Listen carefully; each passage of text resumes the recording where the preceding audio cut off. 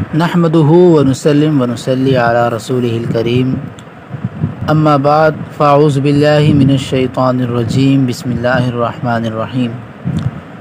آج کے ہم درس میں سورۃ النساء سے آغاز کریں گے، اور کسی نے ریکویسٹ کی تھی کہ سورۃ النساء کو بھی شامل کیا جائے اور اس کا ترجمہ تفسیر کیا جائے، حالانکہ یہ نصاب میں نہیں تھی لیکن سورہ شامل کر دی آپ سب کے لیے۔ تو دیکھیں، سورۃ النساء کا پس منظر یہ ہے کہ جب مدینہ کی ریاست، یعنی کہ جب مدینہ اسلامی ریاست جب اس کا قیام ہوا تھا، ایک نوزائیدہ ریاست تھی اسلام کی، تو ایک نیا ڈھانچہ ابھرنا تھا، اسلام کی نئی نئی تعلیمات تھیں اور اسلامی معاشرت، اور اس وقت جو دشمن کی طاقتیں تھیں جو اسلام کی پیش قدمی کا راستہ روکنے کے لیے سر توڑ کوششیں کر رہی تھیں، تو اس وقت مسلمانوں کو اپنی جغرافی اور نظریاتی سرحدوں کی حفاظت کے علاوہ بھی اپنے اندر یہ شعور اور یہ خاندانی معاشرتی یہ سب کچھ مسائل بیان کرنا تھا، ایک مستحکم ایک ڈھانچہ ایک تشکیل دینا تھا جس سے یہ پوری ریاست قائم رہے، ریاست کے جتنے مسائل ہیں معاشرتی یہ سارے حل ہوں۔ اور اس لیے اس صورت میں تمام خاندانی مسائل ہیں، معاشرتی مسائل، میاں بیوی کے حقوق، بچوں کے ساتھ کیا معاملہ، وراثت کے کیا معاملات، یتیم بچوں کے ساتھ کیا، طلاق کے، نکاح کے مفصل احکام اس صورت میں آئیں گے۔ اور جنگ احد میں بہت ساری خواتین جو ہیں وہ بیوہ ہو گئی تھیں اور ان کے بچے یتیم ہو گئے تھے، اور قریش میں اور مکہ میں ایک عجیب سا کانسیپٹ تھا یتیم بچوں کے حوالے سے، بیوہ خواتین کے حوالے سے بڑا ظلم کرتے تھے وہ، طرح طرح کے ان کی رسومات تھیں، تو طرح طرح کی رسومات تھیں، تو ان سب کی روک تھام کے لیے، ان رسومات کی روک تھام کے لیے یہ صورت نازل ہوئی، اس میں احکامات نازل ہوئے، ٹھیک ہے۔ تو اس صورت کو ہم آغاز کرتے ہیں۔ یہ میں نے اس کا پس منظر آپ سب کے سامنے رکھا، اس صورت کا نزول کیسے ہوا تھا۔ اعوذ باللہ من الشیطان الرجیم، بسم اللہ الرحمن الرحیم۔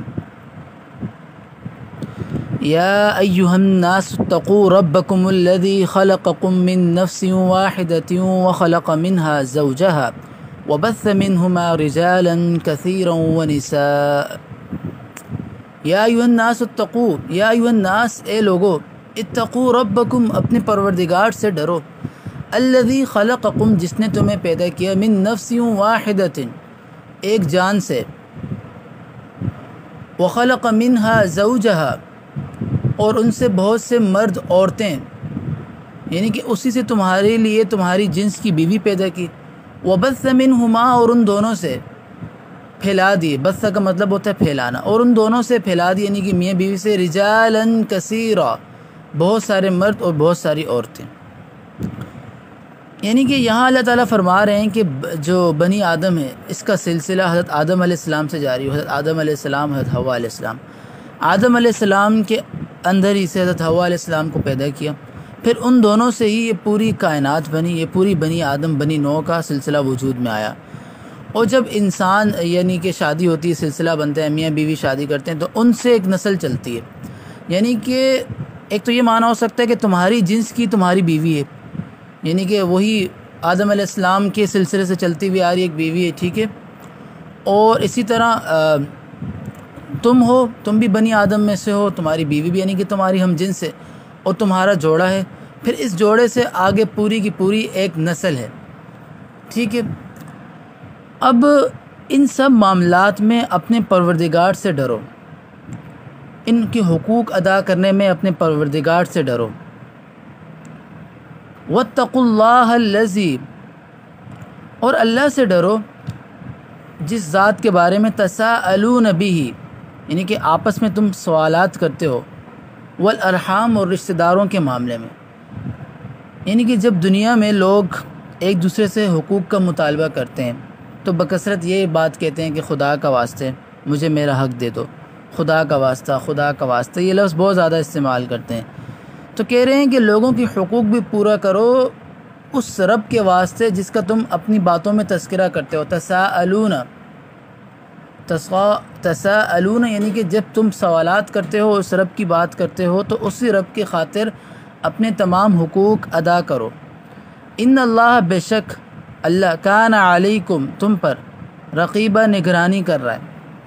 یعنی کہ اللہ تعالیٰ تمہیں دیکھ رہا ہے، تم جہاں بھی ہو تم اپنے دل میں یہ خوف رکھو کہ تم جس جگہ بھی ہو اللہ کی کیمرے کی آنکھ آپ کو دیکھ رہی ہے۔ تو آپ تمام حقوق ادا کرو،